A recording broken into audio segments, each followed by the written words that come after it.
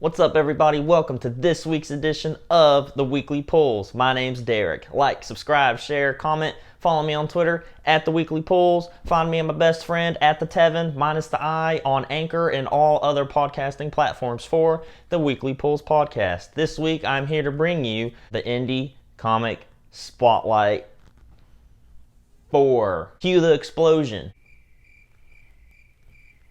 Nice.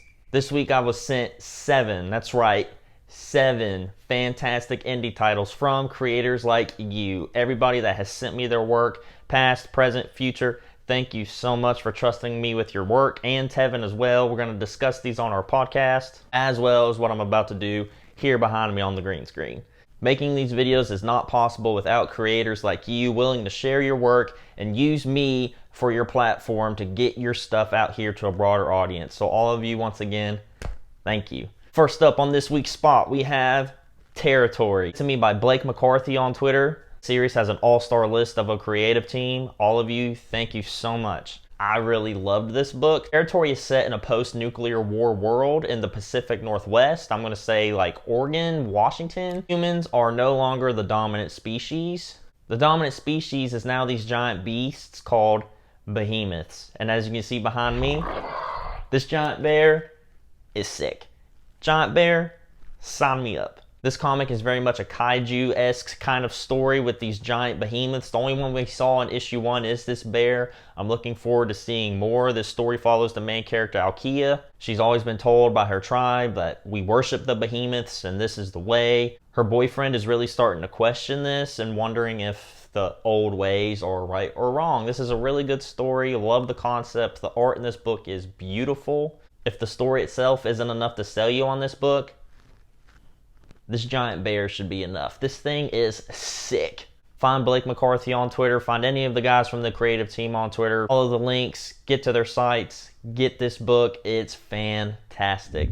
Second on my list, I was sent Wrath from Scott Kish, Drew Smith, and Emmy Utrera. Scott hit me up on Twitter and sent me this. Scott, thank you so much. I loved this story and I loved the concept. The art, all the way through. This book really caught my attention. This story follows our main character, Doug. Doug has a very troubled past from an abusive biological father. Has this best friend named Nicole. They're really super tight. Beginning of issue 1, he's studying at Nicole's house. She brings up his biological father. Kind of stings him a little bit. He rushes home on his bicycle, doesn't take the main road, he takes the path that he's not really used to, especially at night. Runs into a couple goons, gets mugged, gets the crap knocked out of him, and his bike's stolen.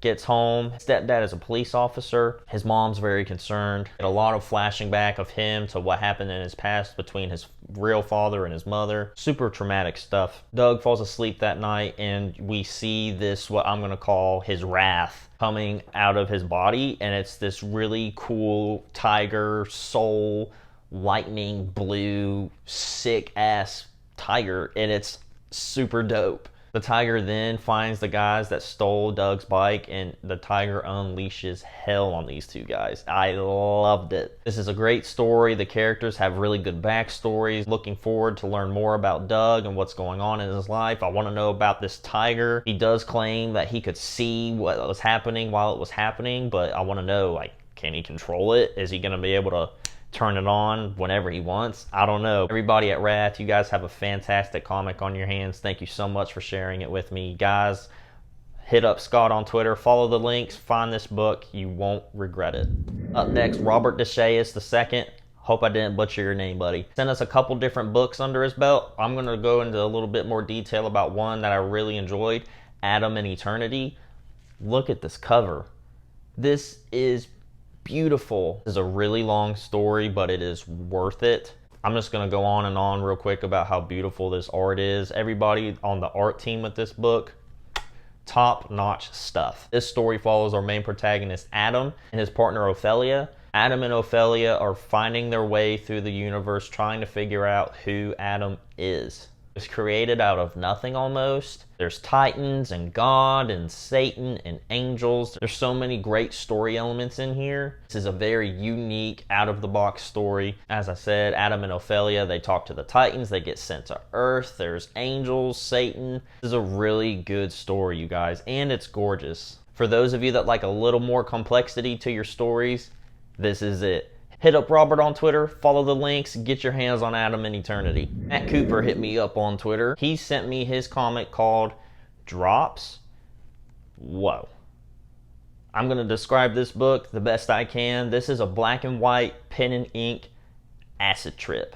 Drops is a psychological horror comic mixed with action. The setting of this story is a government black site. At this black site, they're experimenting on humans. You know, the kind of experiments that melt your brain. Real black ops stuff, you know what I'm saying? Our main protagonist, we don't really get his name. He has become conscious and he is trying to escape this black site, and it's crazy. I mean, look at some of these pages here, you guys. The detail. I love a good black and white comic, and this one kills it. This book is brutal, it's disturbing, it's violent, in all of the best ways you can use those words, right? Like, that's what we want in a horror comic, and this book nails it. Matt, thank you so much for hitting us up. Guys, find Matt Cooper here on Twitter. All of the links, get your hands on Drops.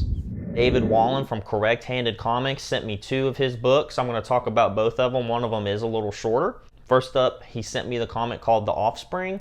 This is a really interesting story. Starts off with these 2 younger boys. They get kidnapped. Older brother of one of the boys is trying to find them. He goes and finds his friend named Will, who is somewhat of a clairvoyant. He can see and find people, kind of like Professor Xavier, but I'm not going to say that, but you know, the same idea. This book takes a wild turn where we find out that there's this satanic, demonic type cult that is kidnapping the children in this town, and we don't really know why. It's pretty messed up. I'm excited to see where this goes. They've got some really good characters in here and really good story elements. I mean, satanic cult, sacrifice, kidnapping children, like, yes, sign me up, because I want to know what happens. They also sent me this short comic, Will Aliens Do My Homework? This was a really fun, short little comic. It's about a school teacher.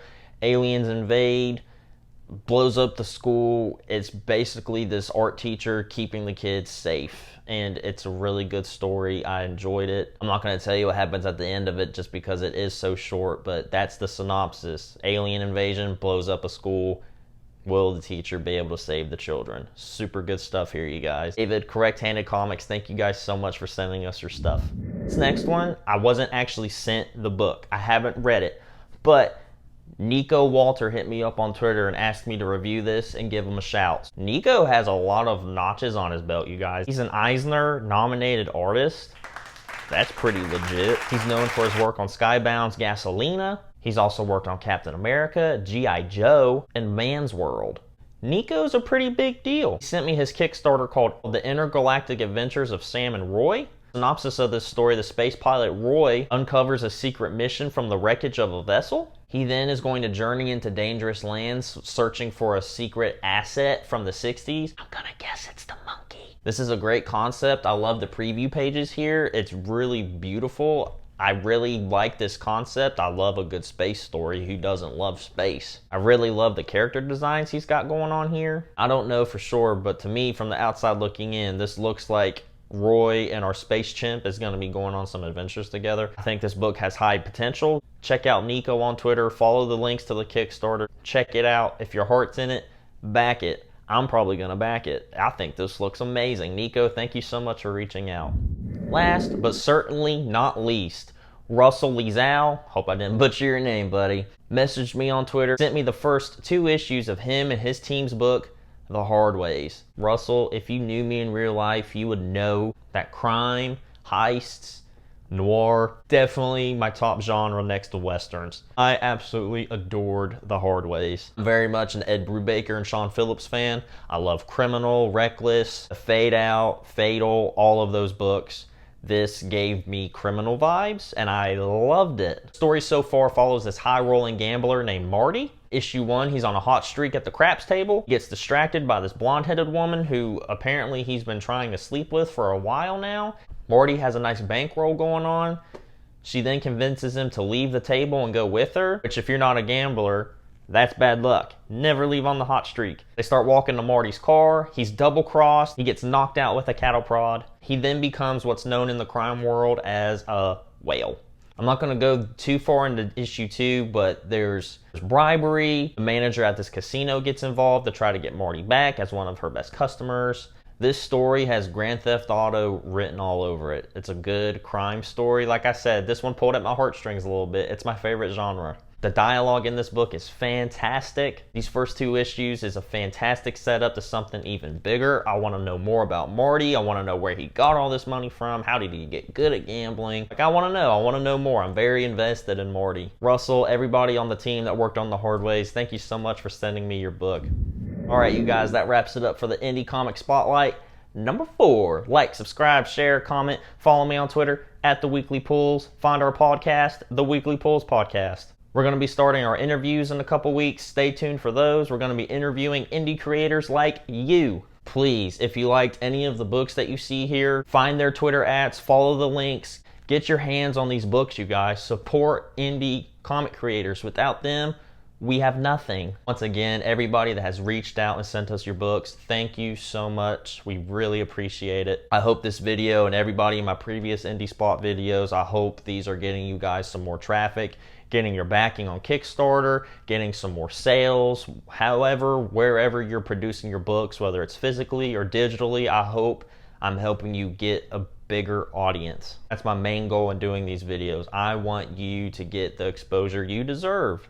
Tune in this Friday to the Radiant Black podcast. Me and Tevin, we're going to be special guests on there. Tune in this Saturday. Me, Tevin, or a homie on Twitter, Ricky Z, we're going to be doing the podcast, and we're going to be doing a reaction video. Not going to be spoiling that for you yet. You'll see. You're just going to have to check it out. Thank you guys so much. Support indie comics. Support indie comic creators.